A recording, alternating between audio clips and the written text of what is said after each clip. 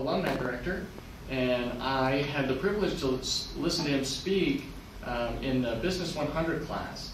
And that was extremely informative, and I thoroughly enjoyed it. And I wasn't able to come to the healthcare admin one presentation that he gave last semester, but because of raving demand for him to come back this semester, we've asked him to come back again because it should be a tool that we all utilize, and I'm in need of it as well. So without further ado, Steve Davis.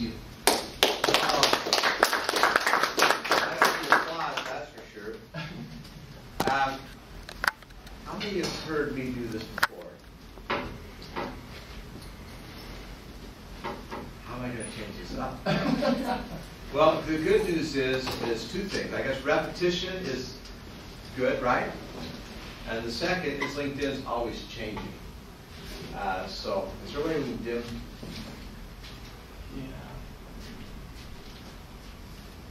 Is that too dark? How's that? Okay. Is that going to mess up the camera? Mm-hmm. No, it's good. It's okay? Yeah. We're okay, all right. But I think this is the most important stuff that's up here. So, in fact, just a couple days ago, I learned a new trick on LinkedIn. I won't be able to show it to you, but I'll tell you about it, which I thought was kind of cool. Well, one of the things we're trying to do as we go around is to talk to people about the importance of networking. And we're actually learning a lot, and I'm learning a lot about networking. This October, if any of you are here on campus this October, we're going to host our first Power to Become conference. We're going to have 6 alumni come back and speak. The speaker list is unbelievable. Unbelievable. And these are people who learn how to network effectively, and so stay tuned for that. If you're not on campus, we're going to actually webcast it so you can watch it from home. But we think networking is this. Networking is about finding the right people to ask the right questions to. One of those is so you can ensure you're on the right career path. You know, there's lots of great jobs out there. As Steve Jobs said, no pun intended, the only way to do great work is to love what you do. If you haven't found it yet, keep looking. But one of the great ways you can find out if a job is something that you would like to do, enjoy doing, even love doing, is to connect with the mentor and spend some time with them, ask them questions. And then the next part is to build mutually beneficial relationships that will open doors of opportunity. Well, the one thing that I'm coming to understand more and more is this right here. There's something that I'm going to teach you in just a little bit. It's called the informational interview. That's the key. We got to get you guys to the informational interview. That's where you are interviewing somebody about their career. You're going to go meet with them. You're going to find out what their job is like, how they got to where they're at. You're going to ask them what advice they would give you. And what happens when you do that is they get to know who you are. And so that's the whole goal, is to get to that point. There's kind of 3 steps to getting a job. The first one is you have to have a good resume. Your resume online is your LinkedIn profile. The next step is you need to go out and meet people. And then you still need to apply for jobs. But you need to spend most of your time here. And the reason is 70% of jobs are never posted. It's people who have openings, but they're going to let people know that they already know about the openings. And the other way to look at this is you are $1 million brand. Every one of you in your career, my career, even in education, I will have earned well over $1 million from the time I started until I retired. So one way to look at this is you are $1 million brand, but you're a business of one. So the question is, how will you market yourself? What do you want to be known for? And how can you use LinkedIn to let people know your brand, your message, delivered to the right people? So 3 steps to do this: prepare to be found, find key connections, and foster valuable relationships. The relationship part is going to happen with your informational interview. So step 1, prepare to be found. It all starts with your LinkedIn profile. So a couple of you have your laptops up. How many of you have your LinkedIn profiles up? Anybody? Okay. So let's just pick on a company. What is your LinkedIn? Right below your name is your headline. What does your headline say? Hold on. I'm inviting, so I'm trying to connect with someone. Who has their LinkedIn profile up yet? What does your headline say right below your name? I don't have any. I haven't really worked on it. That's okay. That's okay. Student at BYU-I, something like that. Same? Anybody have something different? No, but I know they're going to say. Patient flow coordinator for BYU-I student health center. Okay, so you got your current job at the health center. Okay, good. Well, this is your me in like 2 seconds. So what this should say is what you are aspiring to be, not what you're seeking. So student at BYU-I says a good thing, but it'd be better to say aspiring healthcare administrator seeking opportunities. Aspiring healthcare administrator seeking connections. When you've already done your internship, you've had great work experience, and you're graduating, it should be talented healthcare administrator seeking opportunities. Okay? So 2 things, what you are, what you're seeking, with the call to action. Okay? Then when people come and see that, they know right away, Ariana is a copywriter, editor, and she's looking for work. Now, if she doesn't say looking for work, that's the wrong way to say it. Say seeking opportunities. The second thing that's valuable is your picture. Your picture is a good first impression. We recommend a picture like Ariana's, which is your face, smiling, professionally dressed. Not hugging an elephant, not cropped, not on top of the mountain, cheerleader, engagement, whatever, missionary, selfie, out of focus. Okay? Think about your picture and see what it, ask yourself, is it casting you in a good professional light? The next section is your summary. Your summary is your me in 30 seconds. So this is where, after I've read your summary, I should be able to answer, this person is about. This person is a talented, qualified, and this person has these qualities, and this person's looking for these things. So your summary is super important. The next section is your work experience. Now, experience can include things that aren't paid jobs. So, what's your title with healthcare administration? What's your job?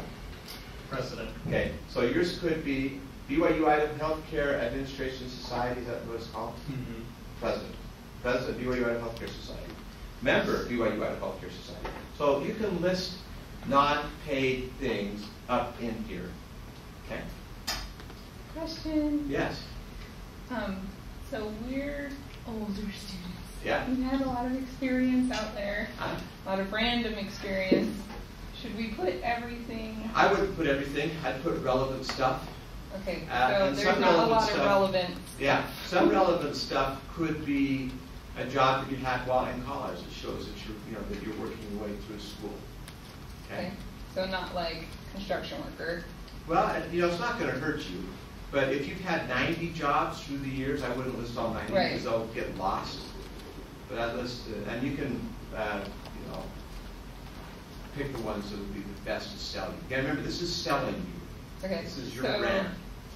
Is like 6 jobs too many, or No, is that? not at all. Okay. Yeah, and you can see Ariana's got, this is just part of hers. But she's really focusing on her different copywriter stuff. Now, one of the things that she did, this is a LinkedIn trick to give yourself a new job. And that is, if you wanted to, you can go out and create your own LinkedIn group. Once you create a LinkedIn group, you're the founder of that group. LDS, hospital and healthcare workers or something. Okay? So you can give yourself that. Now, there's other sections, skills and endorsements. I'm not going to show you all of these, but education, volunteering causes, projects, publications, personal information. You ought to fill out everything that you have information for. Now, the key is, and this is why so many companies use LinkedIn to recruit talent. So you want to be able to be found.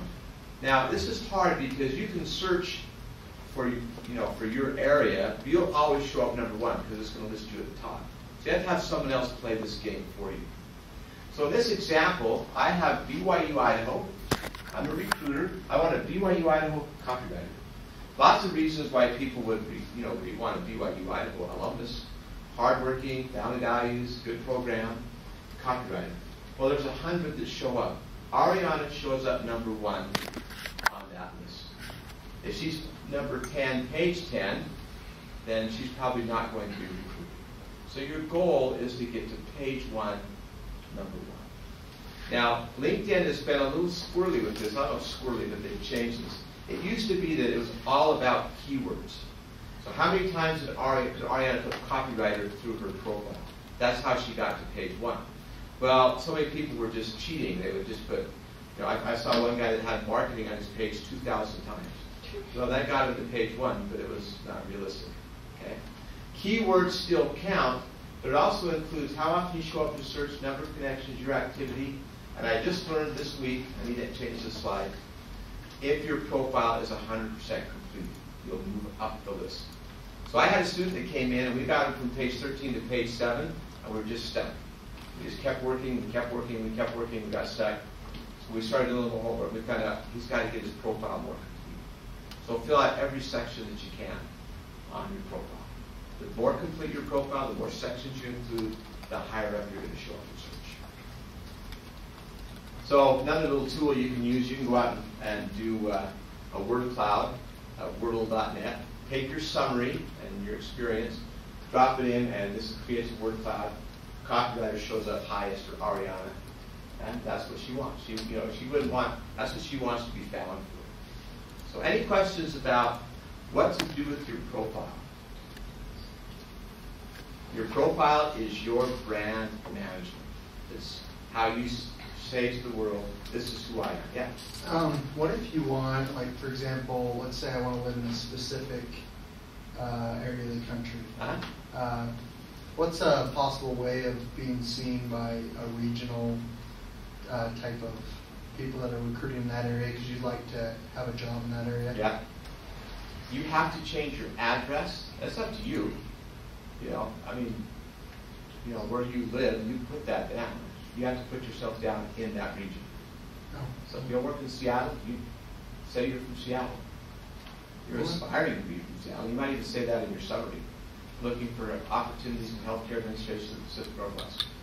Something like that. But yeah, there's nothing that says you have to say you're in Rexburg. Okay. Feels a little funny. Yeah. But if you want to show up by region on your profile, you have to put yourself in that region. Because they search by zip code. Okay. Cool. All right. We do have on our alumni homepage a really good alumni directory. Just go to, this is not LinkedIn. Go find alumni, and then you'll go through this, and you can search by job title, company name, by industry. In this case, I just did Boeing as an example. We have a lot of alumni at Boeing. Clicked on flight test engineer Jason Beach, and then you can look up specific alumni using that find alumni tool. All right, let's talk a little bit about how LinkedIn works. So, if you're new to LinkedIn or old, it doesn't matter. You have to play the LinkedIn game. Now, I'm not a computer gamer, but I do know that you can find cheats, right? So I'm going to actually share with you a couple of cheats. Okay, one I just learned this week. I thought it was interesting because on LinkedIn, on your homepage, there's an area called Pulse that has recent news articles. This guy titled his LinkedIn cheats, and but LinkedIn published it, so it must not be the end of the world. There's a way to get around some of this stuff. But the way LinkedIn works basically is you have your network, and then you have, everybody has their own network. So your network is made up of your first, seconds, thirds, and groups. Now you're only in charge of two things. You only have two things that you can control. One is your number one connections. You can grow those by making requests and accepting requests. And the other thing is you can join groups. Okay? Twos and threes just come along with the ones that you have. You can't, they're out there. Well, you can go out there and say, all right, here's a hospital administrator, Salt Lake City, would be an ideal connection. Well, if that person's network is completely independent of your network, in other words, you don't share any groups, or you don't share ones and twos at least, you cannot find that person. That person can't find you. You'll go out and do a search, and it'll just say, LinkedIn member, hospital 2. If they're looking for you, it'll say, LinkedIn member, BYU-I Healthcare Administration student. Okay? You cannot connect. So in order to play the LinkedIn game, you have to grow your network. You have to increase your number ones and groups. By increasing ones, you get more people who you're overlapped with, so they can find you and you can find them. That's the LinkedIn game. Okay? Now we want to make it easy for you by helping you grow your network. Now, you can add someone that has 5 connections in your networks, and it's hardly makes a difference. But if you add people who have big networks, your network explodes. We call these people super connectors. Super connectors are people who have big networks. So I'm an example of a super connector. I have 9,000 ones. When you add me, my 9,000 ones become your twos. My twos become your threes. Okay? So one person, your network grows by about 1 million people. Okay? This is actually incorrect, I discovered. It's too complicated to say. You get the ones that are connected to my twos, and the ones that are connected to my ones are your twos, and the ones that are connected to my twos are your threes. That's still about 1 million people. Well, we have on our homepage a list of about 230 LinkedIn super connectors. I'd add every one of them. And the reason I'd add every one of them is because of this. So as you build your network, you're going to find people who are going to be in healthcare administration. And they may be in the city you're interested in, or the hospital you're interested in, or the exact job you're interested in. Those people become mentors and door openers. At least they have that potential. And you want to get to know them very well. You want them to get to know you. So you're going to want to keep track of those people. I'll show you how to do that. This is me. Okay? I'm a 1. I have no experience in hospital healthcare administration. But I do have this big network made up of mostly BYU-I students and alumni. And within my network, you could meet someone and bring them into your network because you're connected to me. Okay? Let's give you an example. Kelly Duffin is a good friend of mine. He's the CEO of a hospital down in Utah. Well, he and I are first connections. Because you added me, he's a second, and you can make him a first. There's going to be thirds out there that you can also pull in. I'll show you. There's a trick to doing that. So that's the LinkedIn game. It's about your network, and it's about getting some of them to get to know you. Now, my value is I'm going to help you meet him, but the real value, if this is one of these people, is you want to get to know them and have them get to know you. Question? I was going to say, does it ever hurt you to, like, because I had someone add me, and I know that some of the things that he does are a little crazy. Yeah. Like, just in his personal life, and I don't even know what he does for business, but he added me on LinkedIn, and I thought, would it hurt me at all to make a connection with him? No. Okay. Now, you can always unfriend somebody or disconnect. But I have a really, really big network, and I have nobody pestering me. No one's spamming me, no one's bugging me, I'm not getting weird emails. So I haven't had a problem with that. Now, I'm sure there's probably someone out there that maybe would, but so far I've been really lucky. So I don't think there's any wasted connections because of this dynamic. Yeah. Because of that. Okay. Now, some connections are more valuable. I have some value because I kind of connected to the BYU-Idaho world. On our BYU-Idaho Super Connector list, we have actually one non-alumnus there. His name's Scott Greenhouse, and he does what I do at BYU. I have 9,000 firsts, he has 22,000 firsts. And guess what he gives you? He gives you BYU. I give you BYU-Idaho. So he's a really good person to connect with. What was his name? Scott Greenhouse. Something's happening. There's value in joining groups. Groups add to your network. You can also learn from people within your groups. So let's talk a little bit about your network. Your network is made up of these, and your network grows exponentially. You're always going to have more 3s and 2s and more 2s and 1s. 1s are great. You're already connected, and you can see their phone number and their email, and sometimes their birthday, and sometimes their mailing address, but you see everything that they've put up on their public profile on LinkedIn. Group members are great because they're easy to connect with and you can collaborate and learn from them. 2s are great because they're easy to connect with.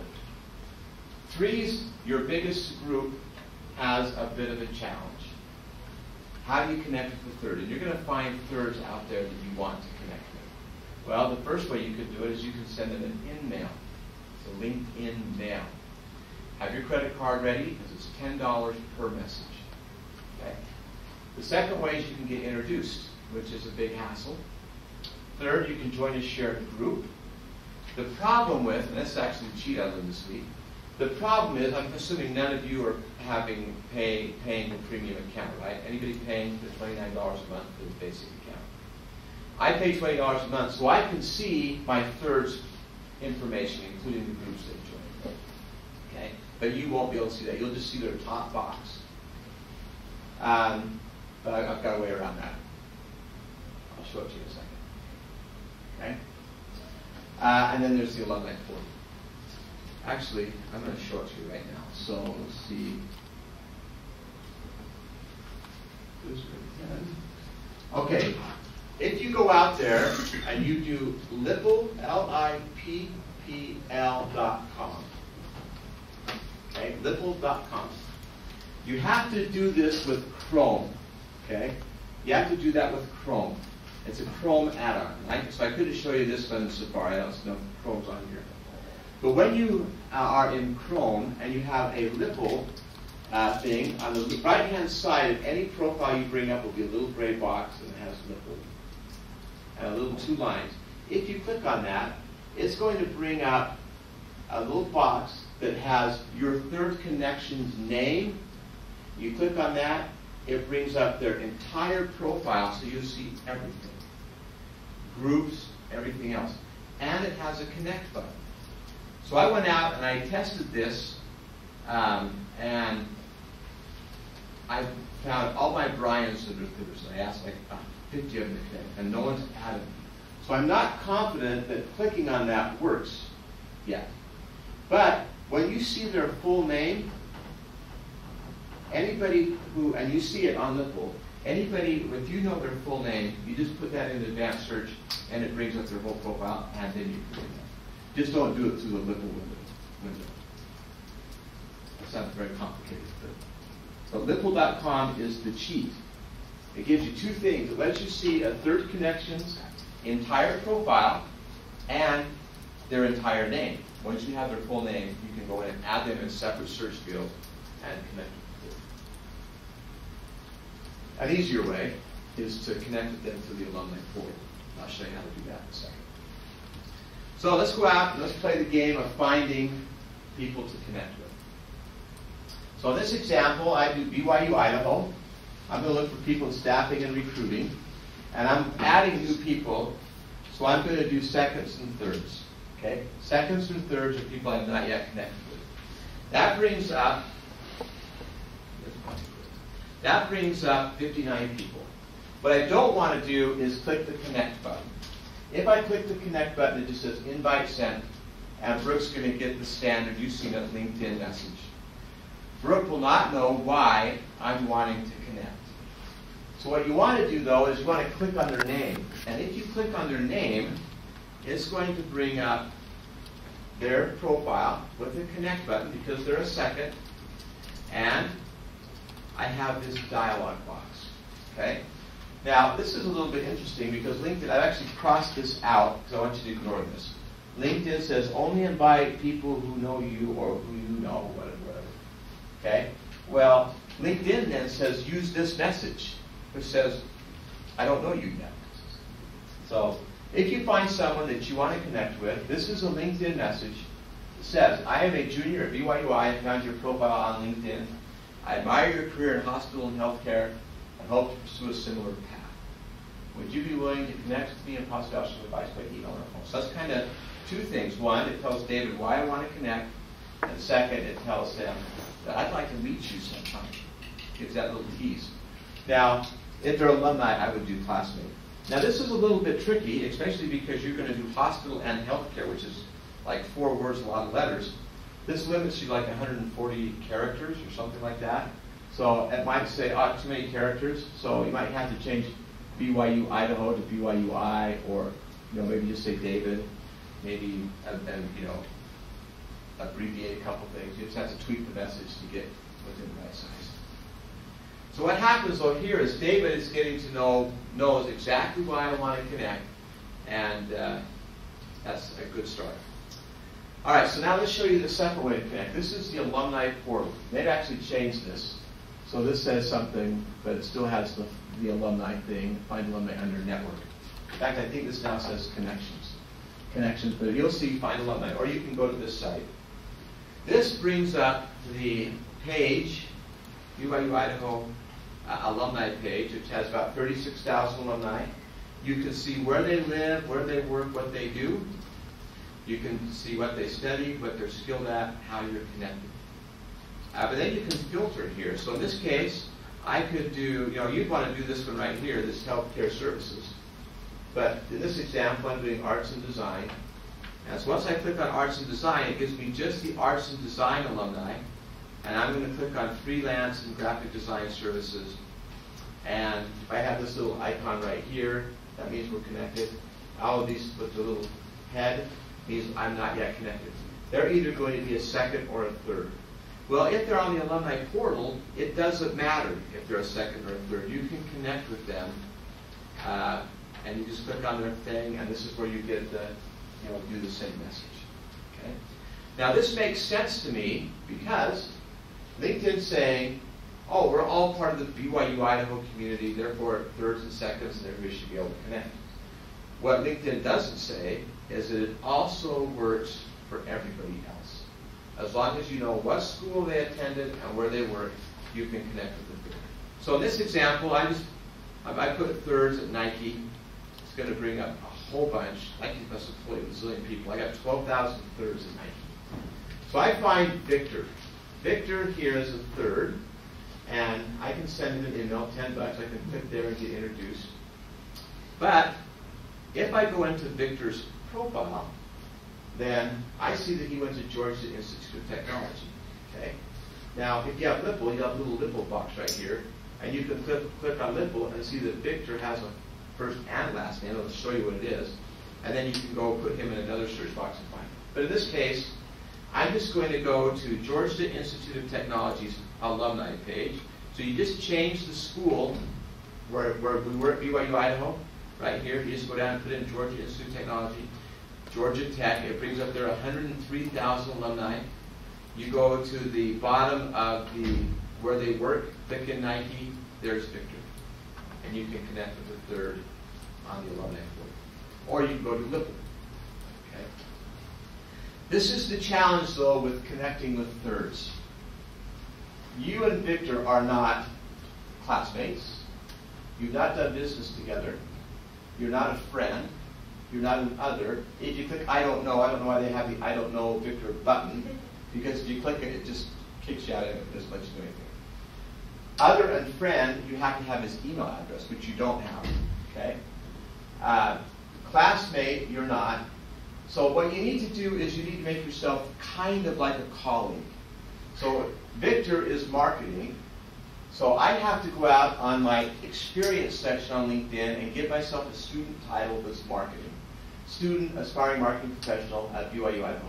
So I'm marketing, he's marketing, I do the colleague method, and then that message will go through to connect with Victor. That makes sense. Any questions on the alumni portal? We'll actually go out here in a minute and play with it. Okay, I'll hurry through this. Till about 6 o'clock, is that what you go until? Yeah. Okay. We'll try and end this a few minutes early. All right, another way to be found is to be active on groups. When you're on a group, every time you post a comment, every time you comment on a comment, every time you like a comment, people are going to see your name, your picture, your face. It's just another way to get to people.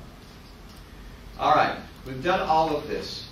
That whole bit, whether it's advanced search, whether it's using Lipple.com, whether it's using the alumni portal, is to find people and get them to connect with you.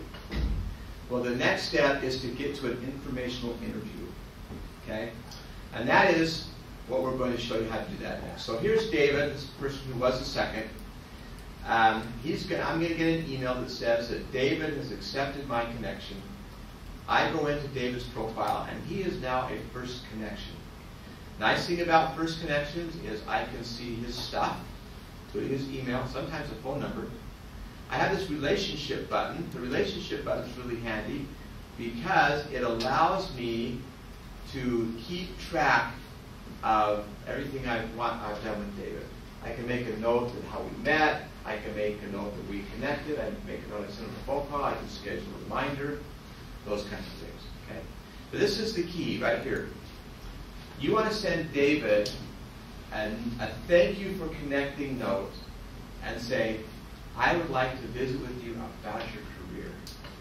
This is the key part. I want to talk to you. I want to learn from you. And then when you get with David on the phone or in person, you're going to ask him some questions like this.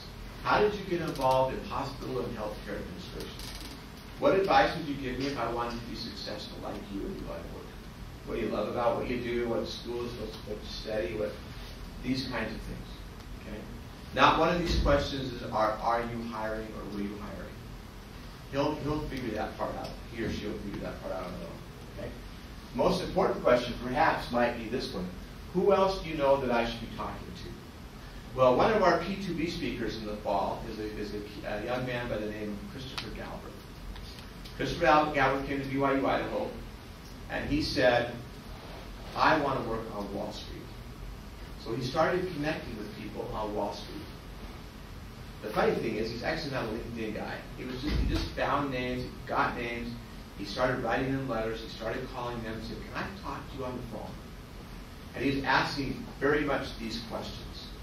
And then he said, all right, this isn't getting me anywhere. So he flew out to New York City, and he went and he just started meeting with these people in their offices, and he asked these questions. He went to church on Sunday, Manhattan Ward, and he grabbed the elders, and he said, would you point out everybody in this room that works on Wall Street? And they said, oh, so he got 5 or 6. He cornered them after church, maybe a little inappropriate, I don't know. And said, I'm out here from Rexburg, Idaho. I'm spending the next few days here on Wall Street learning about your career, your profession. And can I come meet with you? And he went and met with him. What he learned was that Wall Street primarily only hires Ivy League people. Went home, didn't have any job offers. Made notes, thought about it, tweaked his questions, flew out a second time, and got 2 or 3 job offers. One was with Credit Suisse. Worked there for about 3 years, then he went to London for a year, and then got accepted to the Harvard Business School and graduated from Harvard Business School. Now works in South Carolina as a supply chain guy for Sealed Air.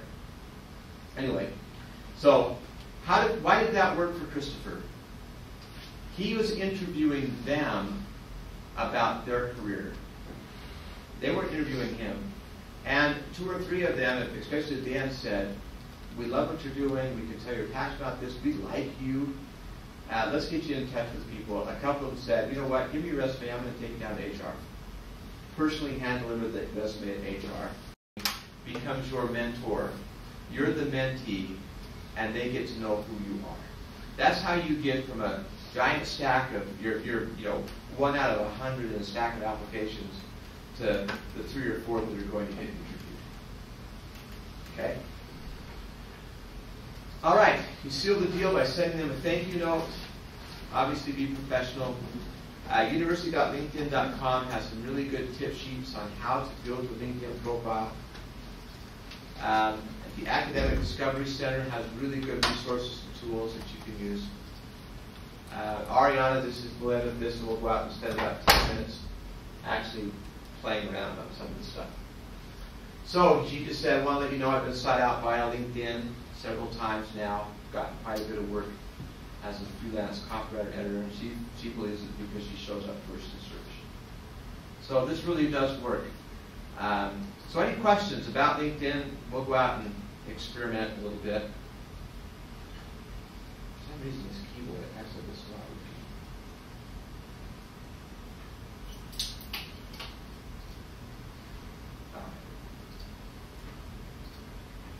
Any questions? It's a fire hose, a LinkedIn fire hose. I gave you as much as I could in 45 minutes or whatever it was. All right, let's go out. Let's show you how to use Advanced Search and the Alumni tool. All right, so I'm going to go out. I'm going to find everybody. Your industry is hospital and healthcare, I believe, or healthcare, health wellness, hospital and healthcare. So you might even be able to do a couple. Let's just do that. Let's go out and let's just see how many people are out there from BYU, Idaho. This is the BYU-I world. BYU, Idaho. I don't know why that's doing that. Okay. Okay, so let's see how many are out there. BYU, Idaho, Healthcare Administration, 1,600. Some of these people you might even recognize. Okay. So there's 1,600. Brett's number 1 on page 1 out of 1,600. That means he's got hospital and healthcare throughout. Actually, This is different because we did do a keyword search. All right, so let's look at our second connections. So here's the second connection. Okay, I'm going to show you not what to do. Don't do this. Okay? Because Jody now is going to get this message that says Steve Davis just wants to connect. It doesn't say why. What you do want to do is you want to go in, and here's the second. You want to connect with them here, and this is where you're going to use that preset message. Okay. Now here, even if they're a second, you can still click on this star and go into that relationship management tool that they have. Okay. All right, so let's take off our seconds. So here's our thirds. Okay. Thirds, you can send an in-mail. In-mails are the, not the easy way to go, expensive. You can get introduced. If I want to get introduced, then I have to find someone who has to tell someone to tell Cindy to meet me. Okay? So he's got to do something. He's got to do, or he or she's got to do something for her to decide that they want to connect with me. Okay? So much easier to do this. If this was Cindy, and you would not see below this because you're not paying any money. But if I had Lipple, I'd have this little gray box right here. I'd click on it, it brings up a whole new window. It makes you log into LinkedIn a second time. And it'll say Cindy's name is Cindy Krause. I don't know if it's Krause. Then you go into advanced search, back on your original window, type in Cindy Krause, and then you can connect. Or I can go into the alumni portal. I just need to know two things. I need to know that she works for Xerox and went to BYU, Idaho. Two ways to get to BYU, Idaho. You can go here to find alumni, or you can click right on the school. Click on the school, it brings up our university page. So here now we are on the alumni portal. So 37,000 alumni. See more of them. Show more to see, because we want to get down here to where they work. Okay, what's going on here? Okay, typically there's something wrong here. It might be Safari thing. There's a box here that says search, little magnifying glass search, and that's where you type in Xerox, and she'll show up. Or you can go up here and just cheat, and I'm just going to put in Xerox. There's probably not very many Cindy's that go to Xerox. So let's search 80. 80 is Xerox. Didn't she spell her name funny? C-Y? CYND. There she is. So as a third, I can go in and connect it to here. So that's how you use the alumni tool to get to third connections. So let's pick a hospital or a place. What a place that you guys would love to work? Mayo Clinic. Mayo Clinic. So we're going to go here. I'm going to get everybody. I'm going to ignore school. I'm going to go to current company and add the Mayo Clinic. Would it be this top one? Yeah. Okay, so this is going to be everybody on LinkedIn. What job would you like at the Mayo Clinic? That's a good question. I just want to get in there. You want to get in? Okay.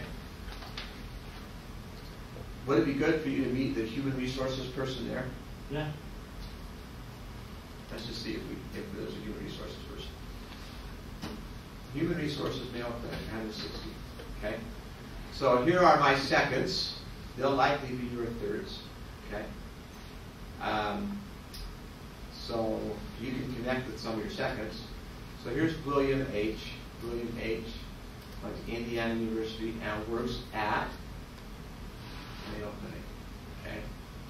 So let's just do this really quick. Please.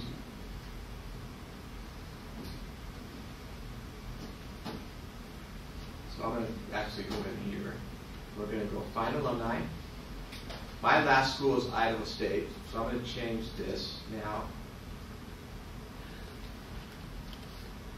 I don't know why this is not. There's a little bit of a glitch here because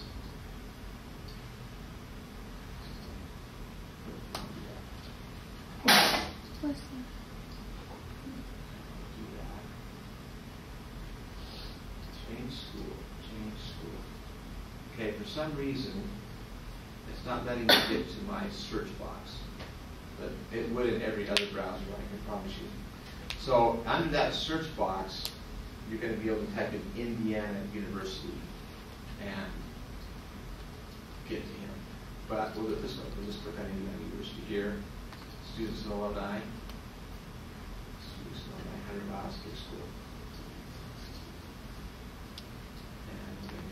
Here, which isn't going to show up, it should. There should be a mail clinic. I can type in mail clinic. So I'm just going to cheat.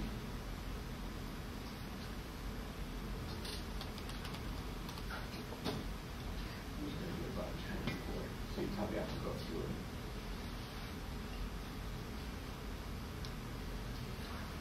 So you see his smiling face. All right, that's what we do on LinkedIn. What questions do you guys have about what I can help you with? Now on our LinkedIn profiles, I've been told that our experience section, like basically what they're reading, if you know they get attracted down to our experience section, it should basically be an electronic version of our resume. Yes. I mean, it's really, Yeah. I mean, they should look exactly the same. Really. Yeah. And the nice thing though about LinkedIn is you can embed things if you've got some good projects or presentations you've done. You can embed them, right? Like this presentation is just embedded under my summary. Summary, experience, and education. You can embed stuff that you've done in the past. Yeah. What do you think about adding your mission? Yeah, I recommend that. Put it in under what's that? Like, do you say missionary? Okay. I've seen a dozen different ways. Volunteer representative, service. I've seen missionary. Put it under volunteering causes. That's one section where you can put your missionary type, your volunteer stuff. So no, I think that's a great way to do it. You'll see that they do it all sorts of different ways. Yeah. Do you guys still do pictures? Yes, we do pictures every Tuesday, just by the information desk in the network center. From noon to 5. Yeah. So we'll do that for you. We do it on Tuesdays because people are typically dressed up. Well, more dressed up. I wouldn't say a majority are dressed up, but we do free pictures. So my pictures, they look like there's a background. So, okay, other questions? How many of you are going to be here in the fall? Okay, excellent. The Power to Become conference is going to be out of this room. I'll do a 2-minute plug and we'll end with this. Our opening speaker is Chris McChesney. Do you know who Chris McChesney is? Yeah. Chris McChesney is the global practice leader for Franklin Covey. He's written a New York Times best-selling book. Super speaker. The second speaker is Amy Antonelli. Amy Antonelli came to here and majored in history. After she graduated from BYU and then went on a mission and graduated from BYU, she was one of the 8 founders of Power School. That doesn't mean anything to you. Let me tell you about Power School. Power School was purchased. That's how I keep track of my kids' grades. It's still working. It's still called Power School. But Power School was purchased by Apple for $63 million. The 8 founders got their share of the $63 million in Apple stock when it was $6 a share. $600 a share now. So after she sold that, Steve Jobs hired her as his assistant. Then she went to India and lived for nearly a decade, and she built schools for orphans in India, a program called Rising Star Outreach. And she came back from India and got a master's degree at Harvard in public administration, and she just got hired by Facebook. She's our second speaker. The neatest girl in the world, and the humblest girl. I don't know how much she's worth, but I found out that stuff on the side. She'd shoot me probably if she not say that. The third speaker is John Dye. John Dye is the digital media director for Vaudeville Communications. And he is over the I'm a Mormon and Mormon Messages campaign that are all over the world. Award-winning. He's going to teach us how to use social media. The fourth speaker is Christopher Galbraith. Christopher Galbraith is the one I told about who went to Harvard, went to Wall Street. He's the one that teaches, and no, I've never seen anybody teach it better, how to network using the information. Our fifth speaker is Dave Blanchard. Dave Blanchard is the chairman and CEO of the Augmentino Group. Heard him speak. He's a great speaker. If you've ever heard the book, The Greatest Salesman in the World, my era. One of the best-selling books of all time. Augmentino passed away a few years ago, and Dave Blanchard is now carrying the torch. And he's a Ricks College alumnus. And then we're going to have a panel discussion with those six. And then we're going to have a concluding banquet with Blaine Maxfield, who is the CIO for the church and Vice President hiring. The conference is $15 a person. It's Friday night, half a day Saturday. Your $15 gets you a barbecue picnic, a dance, a breakfast, and a banquet, plus those six speakers. But you have to give up your Friday and your Saturday to get started. What time does it start on Friday? 5 o'clock. When Yes. do the tickets go on sale? They won't last up till fall. Yeah. So it's going to be unbelievable. If we're no longer students, If you're in the area, come. okay. Yeah. Still $15? Yeah. Cool. Well, it's 30 for community, but Okay. you work with me. We'll get you it. Okay. We'll do a former student day or something. I appreciate that. And if you're not here, you can tune in and watch all the sessions on the internet. So. Okay, any questions? Last questions before we go. All right, we love to help you. Take advantage of the Academic Discovery Center. Take advantage of our alumni. We've got them all over the world, and they're doing great things.